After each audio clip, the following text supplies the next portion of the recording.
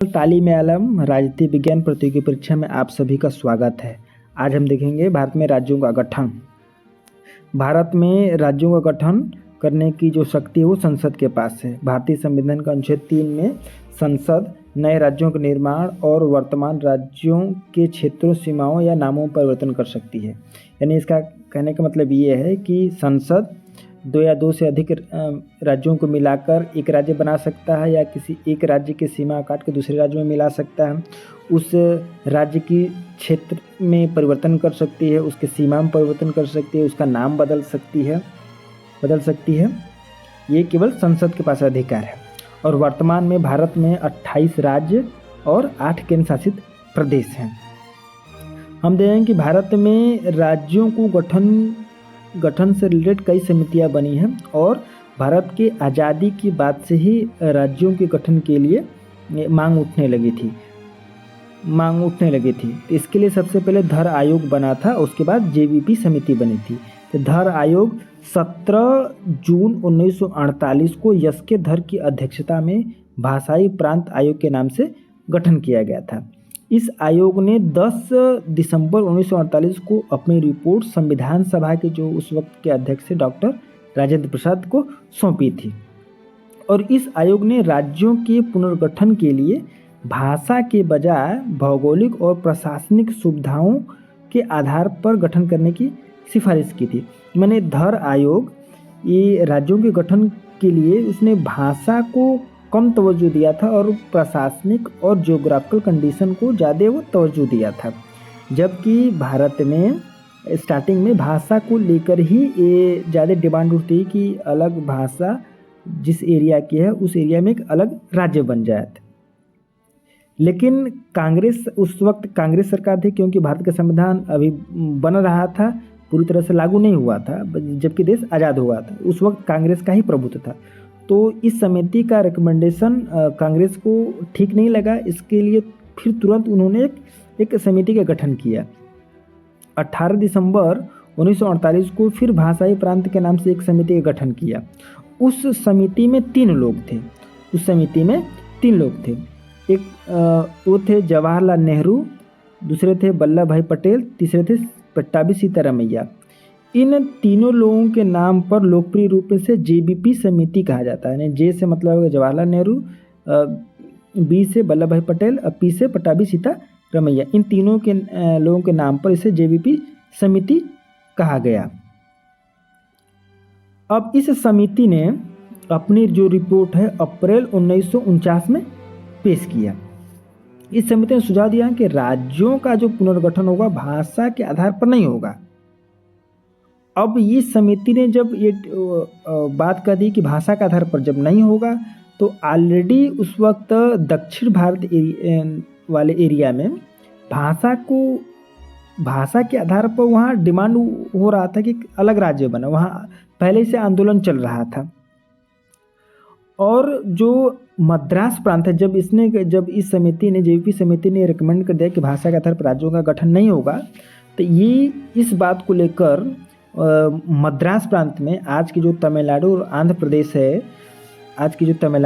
प्रदेश है, यहाँ के जो तेलुगु भाषी जो लोग हैं, जो तेलुगु भाषा को लेकर एक अलग राज्य की डिमांड कर रहे थे, उन लोगों ने उनके आंदोलन में और विरोध पकड़ लिया और विरोध प्रदर्शन करने लगे।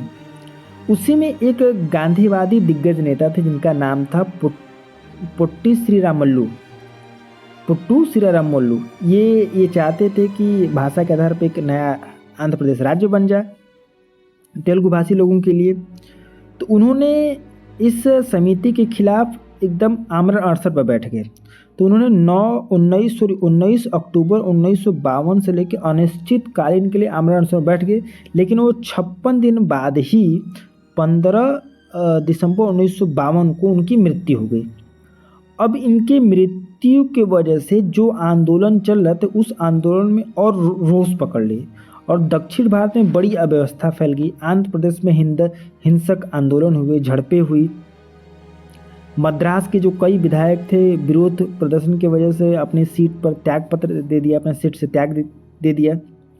तो इस चीज़ से लेकर बहुत बड़ी एक अव्यवस्था फैलने की वजह से सरकार थोड़ा से तनाव में आ गई उस वक्त जो प्रधानमंत्री, जो तत्कालीन प्रधानमंत्री थे, वो पंडित जवाहरलाल नेहरू थे।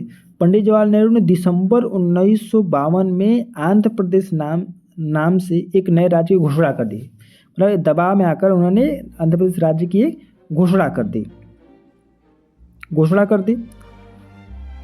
अब घोषणा कर दी तो इनकी जो गृह मंत्रालय है, पंडित जवाहरलाल नेहरू की गृह मंत्रालय, 29 दिसंबर 1953 को भारत सरकार गृह मंत्रालय ने राज्य पुनर्गठन आयोग की घोषणा कर दी। इस जो राज्य पुनर्गठन आयोग जो 1953 में जो बना था, इसके जो अध्यक्ष थे सैयद फजल अली, वो उस वक्त तत्काल उड़ीसा के राज्यपाल थे। और इसके 2 सदस्य और थे, ये हृदय नाथ कुंजरू थे और के.एम. पाणिक्कर थे। यानी राज्य पुनर्गठन आयोग जो 1953 में जो बना था, इसके 3 सदस्य थे। एक अध्यक्ष थे सैयद फजल अली और दूसरे जो सदस्य थे वो हृदय नाथ कुंजरू और के.एम. पाणिक्कर थे। इस समिति ने अपनी रिपोर्ट 1955 में पेश की और इसने ये स्वीकार किया कि जो राज्यों की जो सीमाओं का जो निर्धारण होगा, जो राज्य जो बनेंगे, ये वहाँ की बोली जाने वाली भाषा के आधार पर, यानी इस समिति ने ये स्वीकार कर लिया कि राज्यों का गठन भाषा के आधार पर ही होनी चाहिए। और इसी समिति के आधार पर राज्य पुनर्गठन अधिनियम 1956 संसद द्वारा पास किया गया। राज्य पुनर्गठन आयोग के रिकमेंडेशन के आधार पर ही राज्य पुनर्गठन अधिनियम 1956 पास किए गए। और इस अधिनियम के द्वारा पहली बार 14 राज्य और 6 केंद्र शासित प्रदेश बनाए गए थे। और यही प्रश्न TRE 3 में पूछा था कि राज्य पुनर्गठन अधिनियम के द्वारा कितने राज्यों और कितने केंद्र शासित प्रदेशों का निर्माण किया गया था। ये वो प्रश्न कैसे थे, हम नेक्स्ट स्लाइड में देखते हैं कि वो प्रश्न कैसे थे। यही क्वेश्चन था कि भारत में भाषाई प्रभाग अनुच्छेद 56 के अंतर्गत राज्यों और केंद्र शासित प्रदेशों की संख्या कितनी थी। ये PGT में राजनीति विज्ञान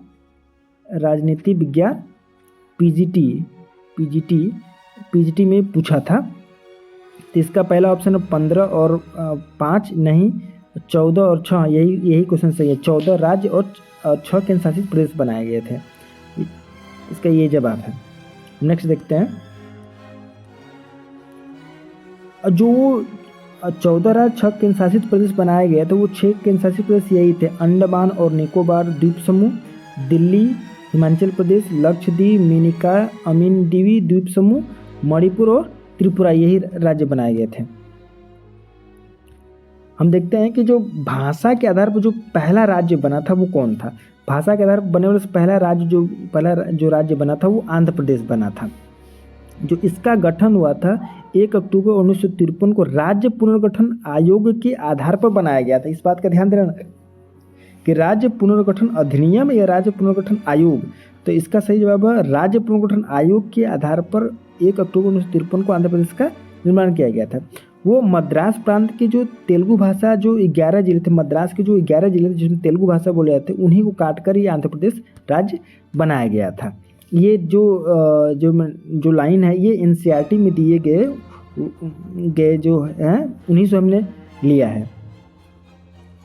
उसके बाद है महाराष्ट्र और गुजरात। महाराष्ट्र, ये दोनों जो राज्य थे वो बम्बई प्रांत के मराठी और गुजराती बोलने वाले जो एरिया थे उन्हीं को अलग करके महाराष्ट्र बना और गुजरात बना। तो 1 मई 1960 को बॉम्बे प्रांत को विभाजन करके महाराष्ट्र और गुजरात बनाया गया। तो जिस एरिया में मराठी बोलने वाले लोग थे उसको महाराष्ट्र बना दिया गया और जिस एरिया में गुजराती बोलते थे उसको गुजरात बना दिया गया। ये दोनों जो राज्य बने थे 1 मई 1960 को बने थे। तो गुजरात भारत संघ से जुड़ने वाला 15वां राज्य बना था। इसी तरह हमने नेक्स्ट देखते हैं पंजाब और हरियाणा। पंजाब, हरियाणा और हिमाचल प्रदेश, इन तीनों राज्यों को हिमाचल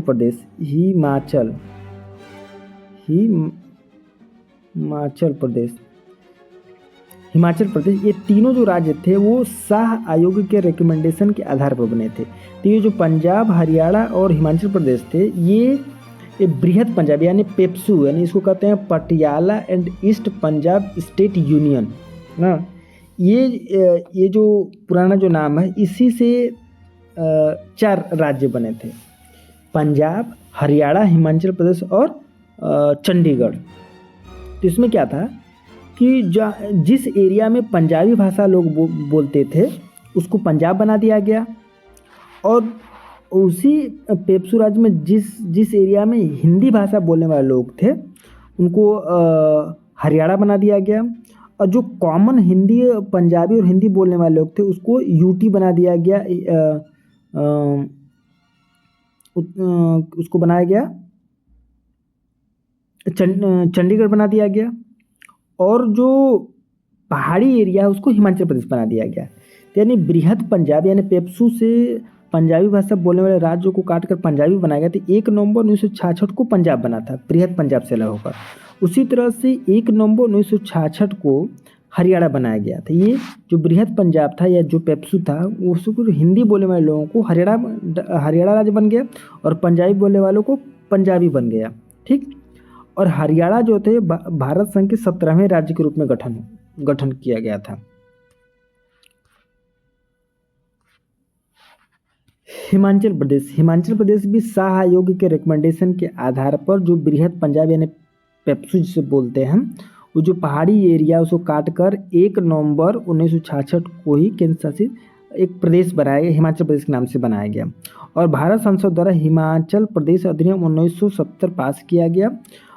उस अधिनियम के द्वारा 25 जनवरी 1971 को भारत संघ के 18वें राज्य के रूप में उसको पूर्ण राज्य का दर्जा प्राप्त हो गया।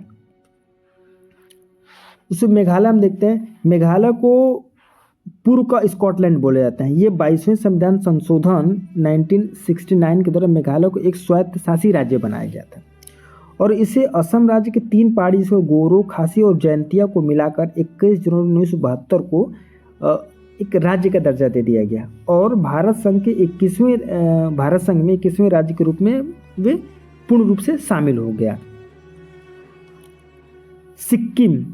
सिक्किम भारतीय संशोधन अधिनियम 1974 के द्वारा पहली बार उसको एसोसिएटेड स्टेट का दर्जा दिया गया। क्वेश्चन कई बार पूछा जाता है कि सिक्किम को पहली बार कब एसोसिएटेड राज्य का दर्जा दिया गया, तो भारत संशोधन अधिनियम 1974 में डाला गया। फिर 1 साल बाद 36वें संविधान संशोधन 1975 पास हुआ, और इस प्रावधान के तहत सिक्किम को पूर्ण राज्य का दर्जा दे दिया गया, और भारत संघ में 22वें राज्य के रूप में ये दर्जा प्राप्त किया। इसी तरह हम अरुणाचल प्रदेश को देखते हैं। अरुणाचल प्रदेश का पूरा नाम है north east frontier agency, Nipah. ये 21 जनवरी 1972 को केंद्र शासित प्रदेश बना था। और अरुणाचल प्रदेश अधिनियम 1986 के दौरान अरुणाचल प्रदेश को 20 फरवरी 1987 में भारत संघ के 24वें पूर्ण राज्य के रूप में दर्जा प्राप्त हो गया। उसी तरह मिजोरम असम के हिल्सा पहाड़ी जिले को अलग करके 1972 में एक केंद्र शासित प्रदेश बनाया गया, और मिजोरम राज्य अधिनियम 1986 द्वारा 20 फरवरी 1987 को भारत का 13वां पूर्ण राज्य का दर्जा प्राप्त हो गया। उसके बाद छत्तीसगढ़, उत्तराखंड और झारखंड, ये तीनों राज्य 2000 में एक पूर्ण राज्य के रूप में अस्तित्व में आया। 1 नवंबर 2000 को मध्य प्रदेश से अलग होकर छत्तीसगढ़ बना, ये 26वां राज्य के रूप में बना। 9 नवंबर 2000 को उत्तर प्रदेश से अलग होकर उत्तराखंड बना, 27वां राज्य बना। और 15 नवंबर 2000 को बिहार से अलग होकर झारखंड बना, जो ये 28वां राज्य बना। हम नेक्स्ट देखते हैं तेलंगाना और गोवा। आंध्र प्रदेश से अलग होकर 2 जून 2014 को राज्य बना, यह 29वें राज्य के रूप में अस्तित्व में आया। उसी तरह से गोवा 30 मई 1987 को भारत का 25वां राज्य बना था। ये बिहार और Uttar Pradesh, viceroy Lord Hardinge ने भारत सरकार अधिनियम 1912 द्वारा भारत सरकार अधिनियम 1912 द्वारा बंगाल प्रेसिडेंसी से अलग करके 12 मार्च 1972 को बिहार प्रांत बना दिया गया था और 22 मार्च को बिहार दिवस मनाया जाता है। जब भारत स्वतंत्र हुआ तो 26 जनवरी 1950 को बिहार को पूर्ण राज्य के दर्जा के रूप में अस्तित्व में आ गया। अंग्रेजों ने आगरा और अवध को मिलाकर एक प्रांत बनाया जिसका नाम था United province of Agra and Awadh. इसको भारत शासन अधिनियम 1935 के आधार पर इसे संयुक्त प्रांत कर दिया गया। इसका नाम शॉर्ट करके संयुक्त प्रांत कर दिया है। इसको अंग्रेजी में यूनाइटेड प्रोविंस, ठीक। उसके बाद आज़ादी के बाद 24 जनवरी 1950 को संयुक्त प्रांत को अब उत्तर प्रदेश के नाम से पूर्ण राज्य का दर्जा प्राप्त हो गया। अब भारत संघ में उत्तर प्रदेश के नाम से शामिल हो गया। अगर हमारी वीडियो अच्छी लगी तो लाइक, कमेंट, सब्सक्राइब जरूर करें। धन्यवाद।